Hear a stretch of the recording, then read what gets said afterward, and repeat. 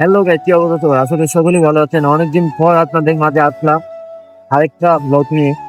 অনেকদিন আপনাদের সাথে দেখা হয় না। দেন আমিও আসতে পারতেছিলাম না, কারণ আমার ফোন ছিল না এতদিন। ফোনটা সেল করে দিয়েছিলাম, তো নিউ আরেকটা ডিভাইস নিলাম। তো এখন থেকে ইনশাল্লাহ আপনারা ব্লগ পাবেন। তো আমি কিন্তু আবার আরেকটা বাইক নিচ্ছি, আবার R15। তো ওইটা আপনাদেরকে একটু দেখাই আসবে। আর এখন যাচ্ছি বর্তমানে দোকানে, তো আমি রাইডিং করে আপনারা দেখুন। এই যে দেখতে পারতেছেন, এটা কিন্তু আমি আবারও নিয়ে নিছি। তো এটা এখন আমি ভিডিও করতে পারতেছি না, কারণ হচ্ছে এমন কোনো অবস্থা পাচ্ছি না, বা এমন কোনো টাইম পাচ্ছি না, সুযোগ পাচ্ছি না আর কি ভিডিও করার জন্য। তো তারপরেও চেষ্টা করতেছি। এখন কিন্তু আমার সাথে হ্যামলেটও নাই, দেন হাত দিয়ে ধরে ভিডিও করতে হইতেছে।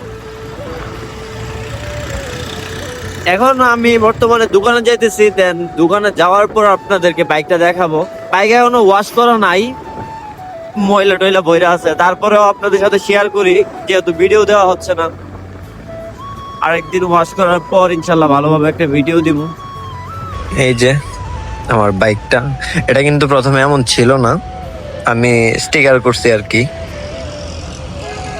তো কিরকম হয়েছে বা এখন কিরকম লাগতেছে, এটার মধ্যে কিন্তু আমি অলরেডি ডিআরএল ইনস্টল করে রাখছি।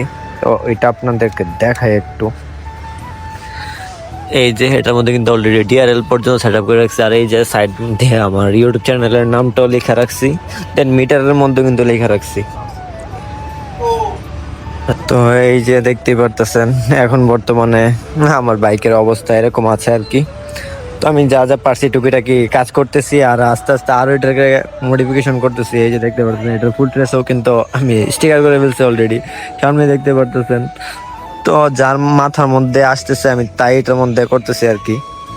তো দেখতে পারতেছেন এটার ওভারঅল ভিউ। তো বাইকটা ভালো করে ওয়াশ করে দেন আমি আবার আপনাদেরকে একটা ভিডিও দেব।